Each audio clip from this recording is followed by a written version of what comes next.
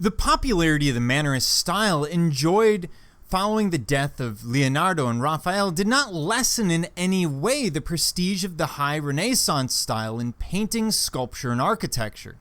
Indeed, some of the most influential artists and architects of the 16th century worked during the several decades of the late Renaissance in Italy. Amongst those is going to be Tintoretto. Now, he is a Venetian artist who claimed to be a student of Titian and aspired to combine Titian's color with Michelangelo's drawing, but he adopted many Mannerist pictorial devices. What does this mean? Basically, he's taking elements from Titian, from Michelangelo, from Mannerism, he's drawing them together to create work that is imbued with dramatic power, depth of spiritual vision, and glowing color schemes. Now, towards the end of his life, his art becomes spiritual, even visionary, as solid forms dissolve into these swirling clouds of dark. And what we're going to be looking at from this period is his Last Supper. This is painted for the right wall next to the high altar in the Venetian church of Santa Giorgio Maggiore. The figures appear in the dark interior, illuminated by a single light in the upper left of the image. The ability of this dramatic scene to engage viewers was fully in keeping with the Counter-Reformation ideals and the Catholic Church's belief in the didactic nature of religious art. Among Mannerist elements in his Last Supper, we see an imbalance in the composition. In terms of design, he's really contrasting strongly with Leonardo's Last Supper. Leonardo, of course, creates something that is symmetrical, balanced, and parallels the picture plane in a very geometrically organized enclosed space. Whereas Tintoretto's painting, Jesus is above and beyond the converging perspective lines, racing diagonally away from the picture surface, creating disturbing effects of limitless depth and motion.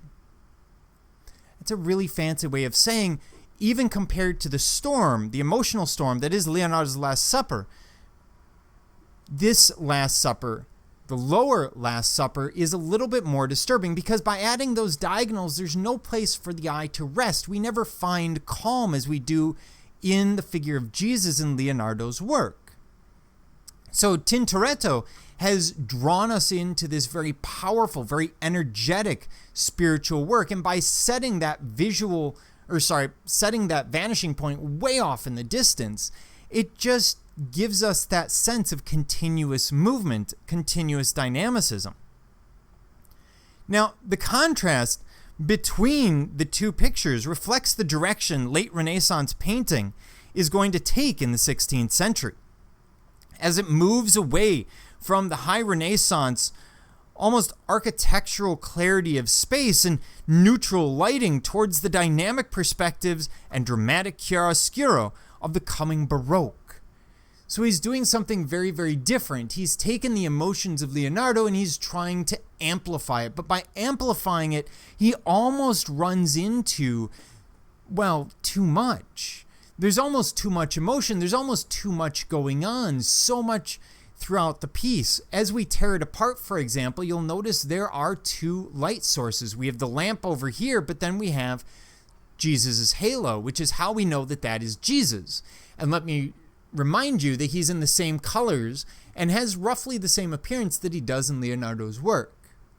In Tintoretto's piece of the Last Supper is almost lost. What's going on is almost lost because we have servants and maids, we have spirits, we have all of these things going on, as if he's focusing on the pomp and circumstance of the moment rather than the humble elements of the Last Supper. And remember what he's doing. He's not doing this for a convent or for a monastery. He's not doing this for monks to sit in front of and eat. He's doing this instead for a church. Very different sort of idea. This becomes a didactic piece. Look at everything that's happening at this Last Supper.